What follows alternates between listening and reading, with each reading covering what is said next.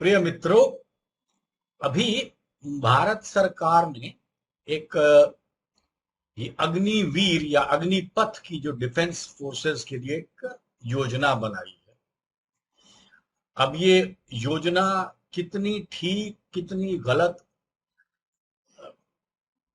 पहली बात तो क्या ये ठीक है गलत है इसकी डेफिनेशन कैसे बनाई जाए। जो लोगों से सुनने में आएगा, कुछ लोग कहेंगे ये बहुत अच्छी है, स्पष्ट है वो या तो सरकार के साथ हैं या उनको इस योजना में कोई फायदा नजर आता है। दूसरी श्रेणी के वो लोग हैं जिनको इस योजना में कोई नुकसान नजर आता है, वो बोलेंगे ये खराब है। या वो लोग जो सरकारों के विपक्ष के लोग हैं कि जी ये खराब है। फिर बीच में भारत में हमारे न्यूट्रल लोग बहुत सारे हैं जिनको कुछ लेना न देना, जबरदस्ती कहना ये योजना अच्छी है ये खराब है, अपनी राय जरूर देना, उनको समझ कुछ नहीं आती। पर इस योजना के बारे में जो आपके मन में शंका है या जो कुछ आप सोचते हो, असल में उस बात को बताने वाला कौन है? आपके पास जो योजना का समाचार आ रहा है, या तो वो सरकार विज्ञापन दे रही है, या सरकार कागजों में छाप रही है, या टीवी के चैनल पर अलग अलग लोग बोल रहे हैं। तो जो सरकार बोल रही है वो तो एक तरफा है, सरकार ने अपनी तरफ से बात बोल दी, आपकी शंकाएं होंगी, अच्छा जी अब बता दीजिए हम सोच लेंगे। जैसे आपके अनुराग ठाकुर जी ने कहा कि जरूरत पड़ेगी हम इसमें बदलाव लाएंगे, और पिछले 3 दिनों में सरकार 3 संशोधन तो ले आई है। फिर टीवी चैनल आपको बताते हैं कि योजना ठीक है खराब है, या अखबार बताते हैं। यहां पर आप एक बात समझ लीजिए कि जो समाचार पत्र समाचार चैनल आपके पास आते हैं, लगभग अगर मेरी गिनती गलत नहीं है तो 27 चैनलों के मालिक हैं हमारे अंबानी जी, 11 चैनल के मालिक है अडानी जी, और 15 चैनलों के मालिक है सुभाष चंद्र। और इसके अलावा बाकी लोगों का इसमें स्टेक है। आपको पता है बड़ी कंपनियों में लोगों का स्टेक होता है। तो उनसे उन जगहों से आपको सही जानकारी मिलने की अगर आप उम्मीद रखते हैं, तो मैं आपको या तो बहुत भोला कह सकता हूं या बहुत क्या बेवकूफ कहूं।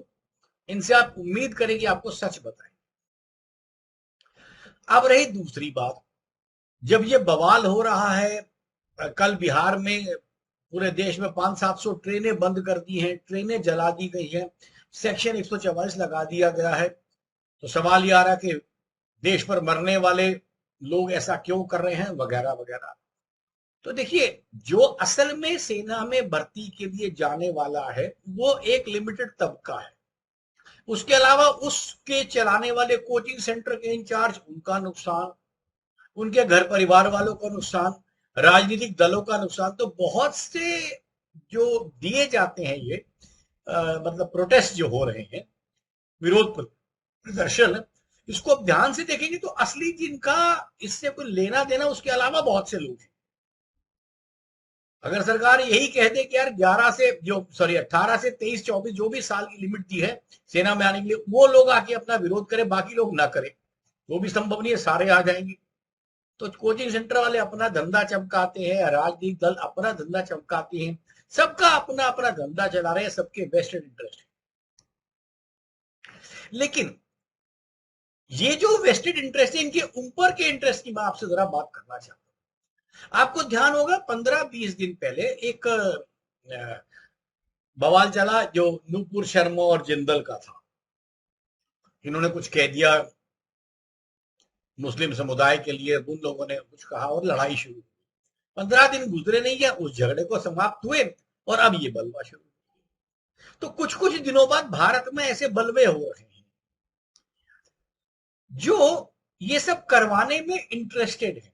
अच्छा, कुछ तो हो जाते हैं, कुछ वो लोग करवाते हैं, लेकिन दोनों ही सूरतों में जिनको फायदा है इनसे, वो इनके ऊपर की कुछ लोग हैं जिनको फायदा है, जो वैश्विक लोग हैं। वो क्या चाहते हैं?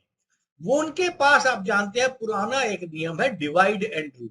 अब समाज को टुकड़ों टुकड़ों टुकड़ों में बांटते जाइए। कहीं पर समाज में समन्वय की बात नहीं होती। आपको याद होगा, पुरानी बात आपको याद कर रहा हूं, लगभग 2007 की बात है, 7 या 8 की बात होगी या 10 की बात होगी। 7, 8 या 10 के आसपास भारत सरकार ने एक निर्णय लिया कि हम जो जेई का पेपर लेते हैं, ज्वाइंट एंट्रेंस एग्जाम लेते हैं, उस एंट्रेंस एग्जाम में हम लोग 3 से ज्यादा अटेम्प्ट नहीं देते।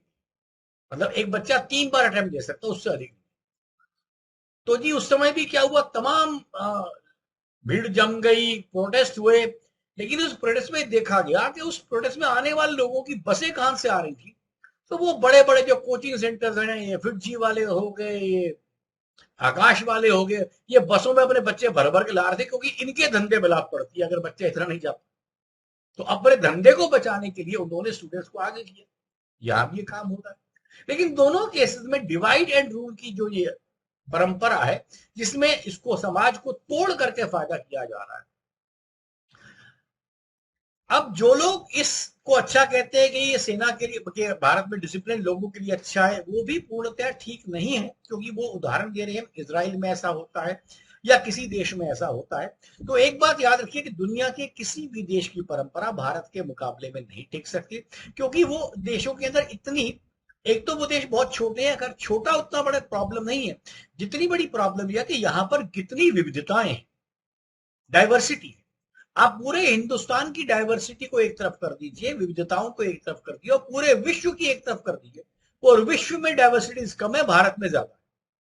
तो इसलिए हमारे ऊपर कोई भी नियम उनका नहीं लग सकता। ये पहली बात। हमें जो नियम बनाना पड़ेगा अपने लिए। अब रही दूसरी बात, इस नियम को चलाने के लिए सरकार जितना भी इस बारे में सीरियस थी, पहले उस बात को करती, बाजार में बात लाती, लोग उस पर चर्चा करते, बहस करते, कुछ कमियां।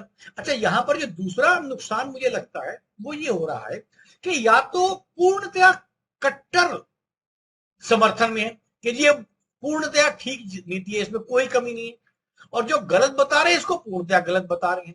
ऐसा बहुत कम देखने में आ रहा है कि हाँ जी सर, नीति तो अच्छी बनाई है, लेकिन इसमें ये कमियां हैं, इनको ठीक किया जाए, या नीति बहुत गलत है, इसमें अगर ये चीजें ठीक कर दी जाए तो ठीक हो जाएगा। मतलब बीच के रास्ते पर कोई नहीं बोलता, और ये परंपरा पिछले कुछ वर्षों से चल रही है। आप देखिए, किसान कानून में भी यही था, पूरे कानून खराब है, पूरे कानून अच्छे हैं। ये जो लोगों को बांटने की परंपरा चल पड़ी है, ये उन वैश्विक शक्तियों के लिए बहुत जरूरी है।